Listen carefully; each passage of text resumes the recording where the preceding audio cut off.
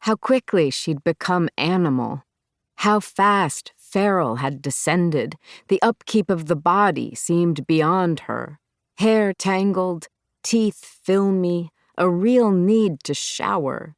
It was absurd how fast a foggy lonely had descended, too. How exactly was she to occupy herself for the next 3 months, not to mention the rest of her empty life? Ammalie ate a pear with one hand, her driving hand, and combed her hair with the fingers of the other as she drove past the dried grass outside Cheyenne. Empty, empty, empty.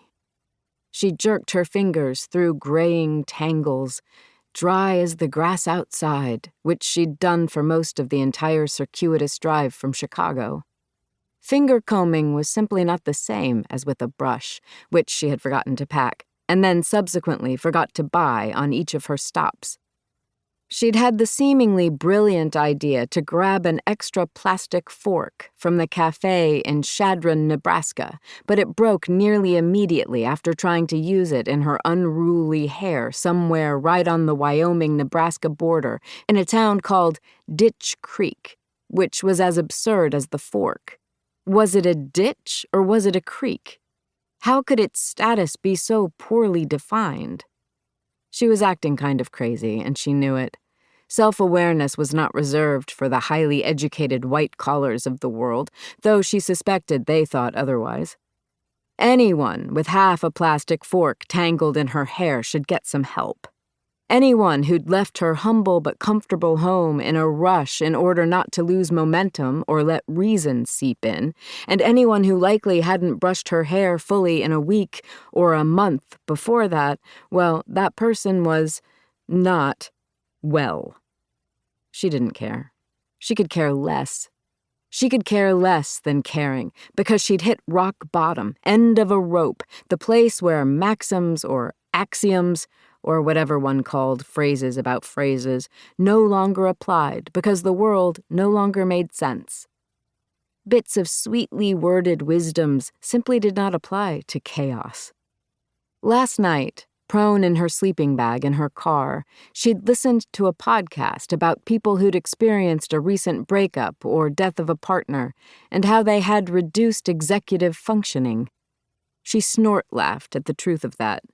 Yes, her neural and behavioral changes were wildly evident. No MRI images needed here. Husband dead, son launched, job she liked gone, a world running amok, a planet lurching through space and being mistreated all the way. Without a doubt, her brain was not working right. But the real mystery was, how did others continue to pierce the fog with clear and focused thoughts? And why couldn't she be one of them? She spit the half-chewed pear pieces into a plastic cup containing the remains of sunflower seed shells. The pear was underripe. It was going to give her a stomachache. She should listen to nature.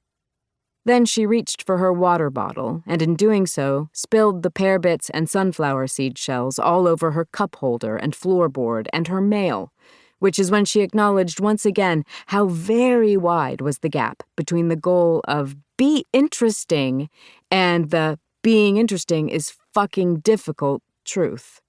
It was a chasm, really. She blamed it on the people who made videos on van living and strong women solo traveling.